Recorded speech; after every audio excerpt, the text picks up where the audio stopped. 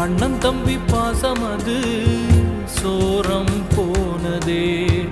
பாதையில தென்னம்புள்ள பார்க்க இங்க யாரும் இல்ல.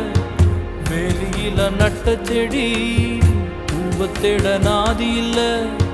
கண்ணுக்குள்ள விழுந்த தூசி ஊசியானதே. பச்சை நெல்லு நாத்து இப்போ பாசியானதே.